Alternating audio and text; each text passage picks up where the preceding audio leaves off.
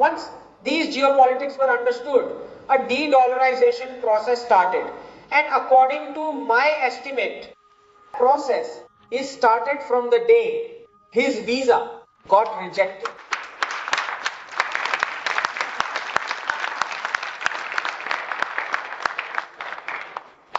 So on the day his visa got rejected, he told the media, I will make Americans line up here for visas. So, from what I understand, Shinzo Abe was the concept man for the de-dollarization process, and then he went to Japan for 6 days. It was decided that a hub would be built in Gujarat between Ahmedabad and Gandhinagar, which would de-dollarize the entire world. From that, the concept of gift city emerged. Then suddenly, Japan became a partner country to the state of Gujarat, and the Vibrant Gujarat Summit begins. The Gujarat model was ready after 2 or 3 Vibrant Gujarat Summits.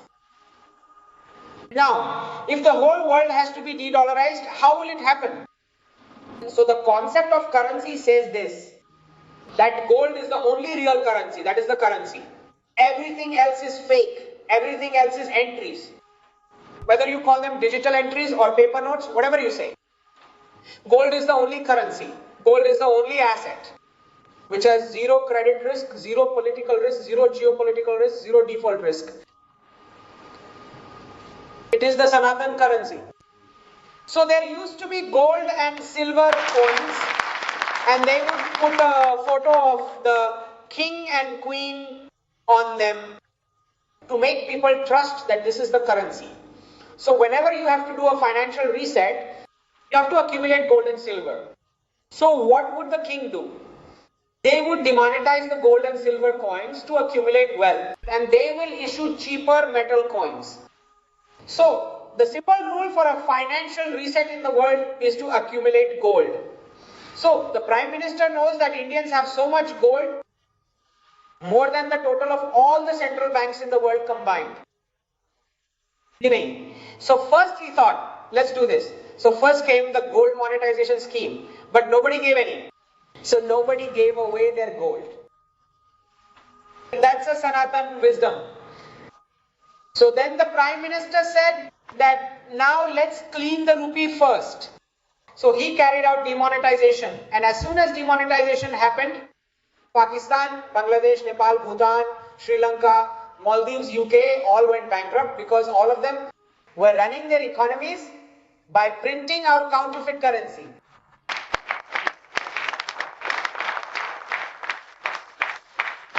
Now, you have to remember that in 1971, how the reserve currency shifted from the pound to the dollar. So the US said, I won't participate in the war.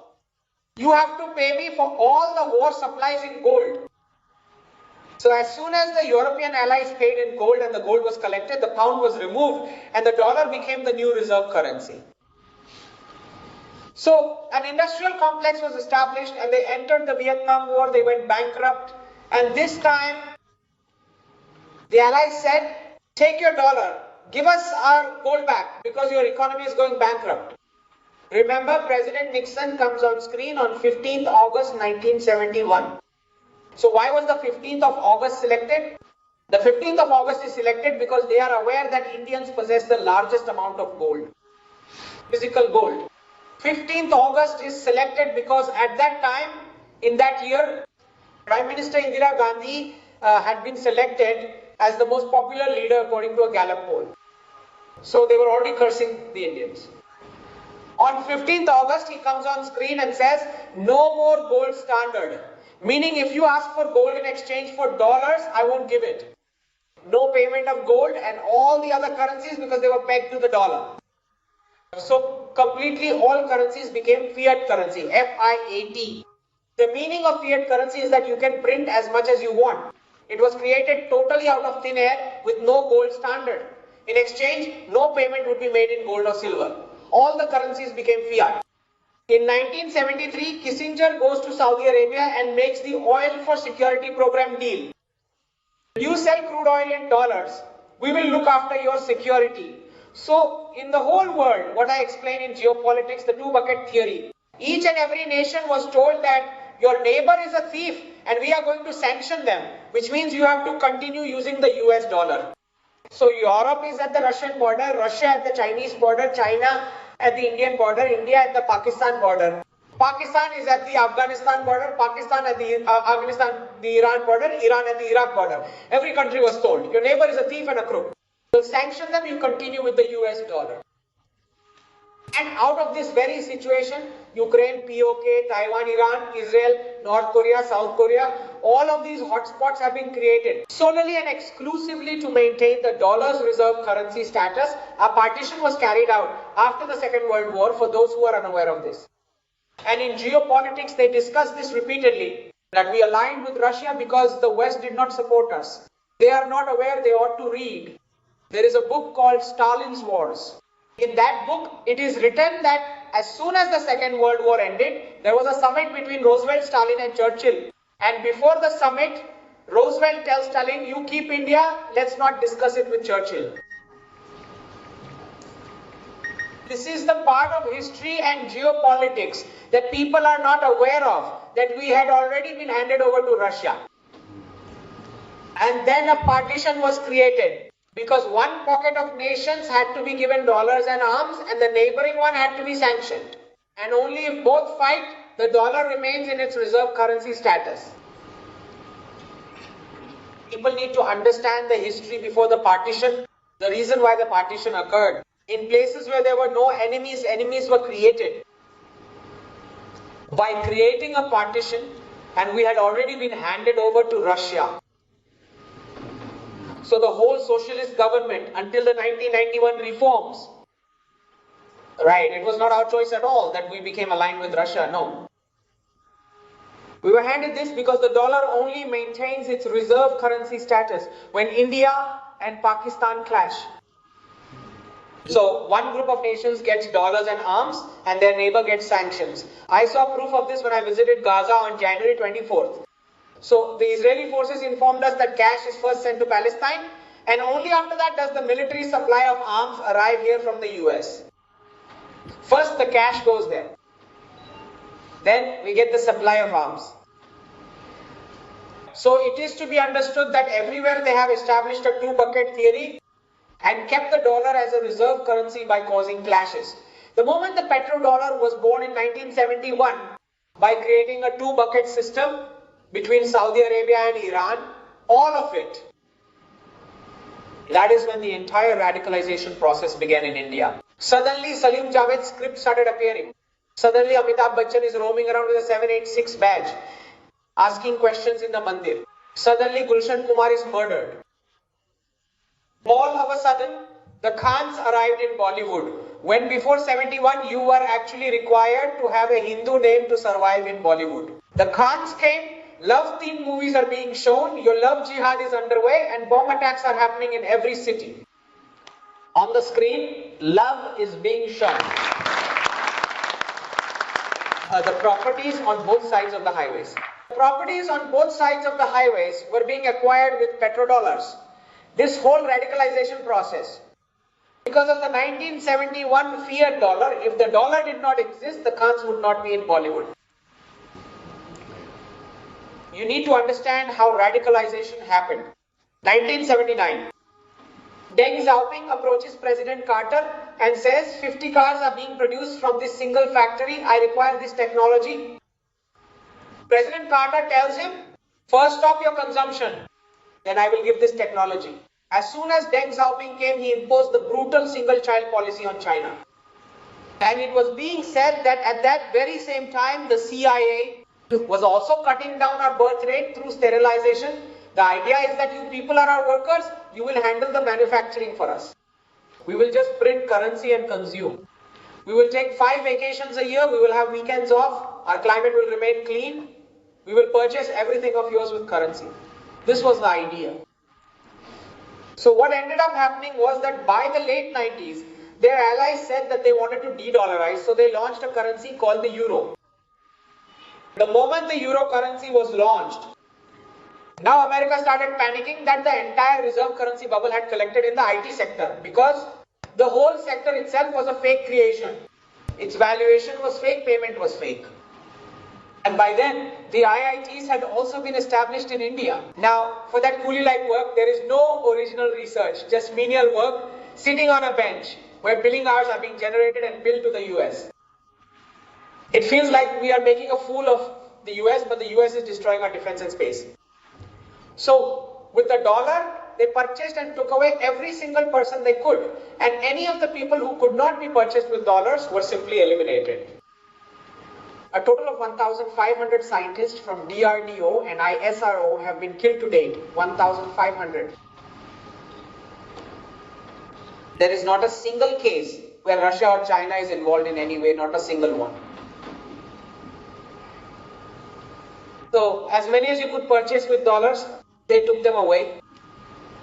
What this means is that Indian parents should raise their Indian children in a traditionally religious way. Hand them over to America, they go work in America, pay taxes, and with that tax money, the government over there can take care of the old American parents who never even had any children of their own. And these people do not even get to see the faces of their own parents back home. For those who have gone there, do you see what is going on with the dollar? Just think about what has happened because of the dollar. They were not even satisfied with this much. So a completely fake startup sector was set up. They gave awards to foolish people, printed and handed them so many dollars, and they were told to shut down all of the offline shops in India. So for the last 4 to 5 years, Indian consumers are wondering how the hell this product is so cheap. They just keep on purchasing. He has no idea that this e-commerce company is not making any profit. They were given freshly printed dollars from there and told to shut down all their businesses and turn everyone into job seekers. The poor customer keeps on taking discounts, keeps on buying, and is having a great time on e-commerce. This went on for 4 or 5 years. Dollars were printed and given out, and these foolish kids were given startup awards. Dollars were printed and given from there to shut down everyone's entrepreneurship. Shut down all countries' entrepreneurship. That poor guy has fixed costs, so the impact on him is immediate. Even this did not satisfy them. Just take a moment and think about the fact that even after doing all of this, when even after working for 12 hours, you cannot earn dollars, and you need dollars, even if you want to trade internationally with a neighbor. After working 12 hours, it is not possible. While they casually print currency and enjoy it, passing all the inflation to everyone. The other 100 nations are bearing the bill for their lifestyle. They do this by working and working. And when this was discovered, so one has to go and take a loan. So they created the IMF and World Bank and said, go take a dollar loan there. As soon as you go to the IMF, a whole list of conditions appears. I will be the one to decide your defense policy. I will be the one to decide your foreign policy, and I will decide your trade policy. Now go and take the loan in dollars. So by the late 90s, the euro was launched. And to counter that, they tweaked banking regulations, allowing investment banking to be mixed with commercial banking. This means if an American was depositing money into their account, the banks were given the liberty to use that money to play in the stock market without even asking the customer. Why? Because the euro currency had launched and a whole reserve currency bubble had formed in the IT sector. So how would they save its value? So the American public's money was approved to be used for playing the stock market without asking them. Investment banking was mixed with commercial banking. And then they dragged NATO into the war in Yugoslavia. And they brought the euro's value down. And as soon as Europe found out that this is what had happened to them, they said, we will no longer park our savings in US dollars in treasury. And along with that, the entire reserve currency bubble that had been created in the fake IT sector, it burst quite violently in what we now call the dot-com crash of 2002. Very smartly, instead of calling it de-dollarization, they called it the dot-com crash. Because if it was called de-dollarization, then the IT sector would realize that the entire sector is actually fake. A 78% valuation loss of the IT sector in just a single day. 2002. Now China said that instead of Europe, I will do savings in US dollars and treasury. And with this, in 2001, China was made a member of the WTO, all export benefits were given and an export model was created. It was given the freedom to steal all technology, free dollars were printed and provided by Wall Street finance so that the cost of Chinese products would be so low that no one in the world would even think to manufacture. That much technology theft was arranged for China. The people who repeatedly compare with China, you should really think, we are not going to get any such benefit where you will be allowed to steal technology or get free dollars or even a 0 to 3% interest rate at which companies like Amazon and Google were able to be built. India is not going to get any of this. It is not going to get any of this. The way you casually keep comparing, why are we not like China, why are we not like the US? We will not be getting any such benefit. Nor are we a communist government that can just simply go on and abuse labor. Understood? But now what has happened? After this happened, since dollars were printed for free, the husband meant dollar, the wife meant dollar, the children also meant dollars. Why would anyone stay home? When a child turned 16, American families threw them out. Because when money is free, why would anyone stay together? Why should anyone listen to anybody else? And in this process, they ended up achieving a 60% divorce rate. And from that, the 2008 crisis came. So what was different this time? This time they printed dollars again. But this time, the inflation that came from printing those dollars caused many governments in the Gulf to fall. Once again, they gave it a very fancy name, the Arab Spring of 2011. They are not admitting that they printed dollars for free. They are calling it the Arab Spring of 2011. But this time, for the very first time, the Gulf came to a realization that half of my crude oil wealth, which comes out of the ground for free, for which I have no talent, someone else is extracting it, someone else is packing it, that has been spent on making India, Pakistan and Bangladesh Islamic. And I only have half the crude oil wealth left now. And I do not know any other economics. So now the Gulf started searching for who my parents were.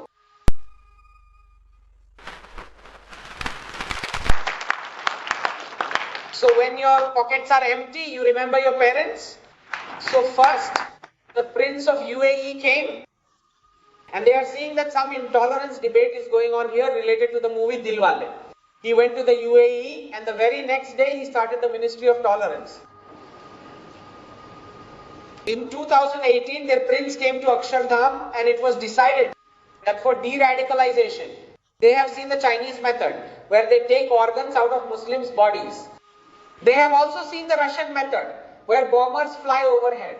They said that yoga and temples are better than this.